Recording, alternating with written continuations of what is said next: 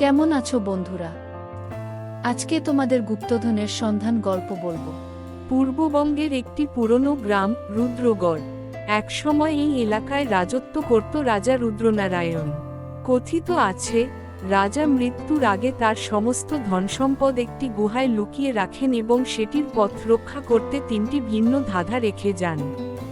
সায়ন, একজন ইতিহাসের ছাত্র, গ্রীষ্মের ছুটিতে দাদুর বাড়িতে বেড়াতে যায় রুদ্রগড়ে।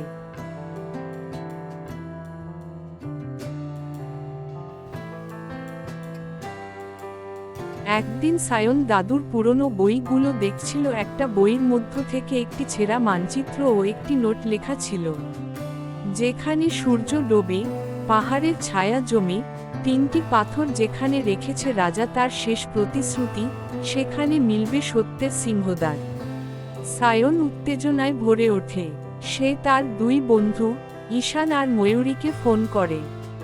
হ্যালো ঈশান, তুই কোথায় আছিস? ময়ূরীকে কে নিয়ে আমার দাদুর বাড়িতে তাড়াতাড়ি চলে আয়। তারপর তারা সায়ান এর দাদুর বাড়ি চলে আসে। কি হয়েছে, আমাদের এই সময় ডাকলি? সায়ন ঈশান আর ময়ূরীকে মানচিত্রটা কথা বলে আর খুঁজে বার করার কথা বলে। এরপর তিনজনে শুরু করে গুপ্তধনের খোঁজ। তারা অনুসরণ করে মানচিত্র, যায় জঙ্গলের মধ্যে পুরনো এক মন্দিরের ধ্বংসাবশেষে। প্রথম ধাঁধা ছিল, আমি নেই কিন্তু ছায়া ফেলি, আমায় খুঁজে পেলে পথ মেলে। আমি কে? সায়নের ধারণা, সূর্য।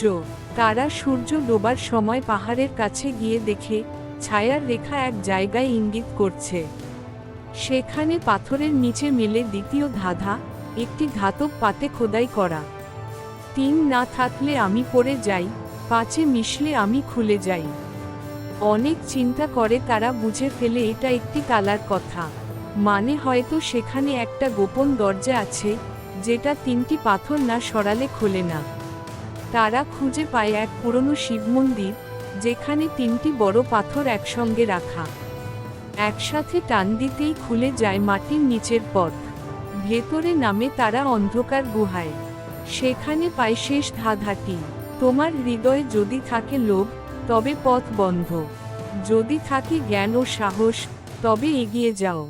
তারপর তারা সামনের দিকে এগিয়ে যায় আর দেখতে পারি গুপ্তধন। তারা কোনো ধন না নিয়ে শুধুমাত্র এক কপি প্রাচীন পাণ্ডুলিপি ও কিছু ঐতিহাসিক নিদর্শন নিয়ে বেরিয়ে আসে। এই কাজের জন্য সায়ানদের প্রশংসা করে সরকারের প্রত্নতত্ত্ব বিভাগ। রুদ্রগড়ের ইতিহাস নতুনভাবে আলোচনায় আসে। গুপ্তধনের থেকেও বড় ছিল এই 3 বন্ধুর সততা ও ইতিহাসকে বাঁচিয়ে রাখার চেষ্টা। আজকের গল্পটা যদি তোমাদের ভালো লাগে একটা লাইক, কমেন্ট ও বন্ধুদের শেয়ার করো। ধন্যবাদ।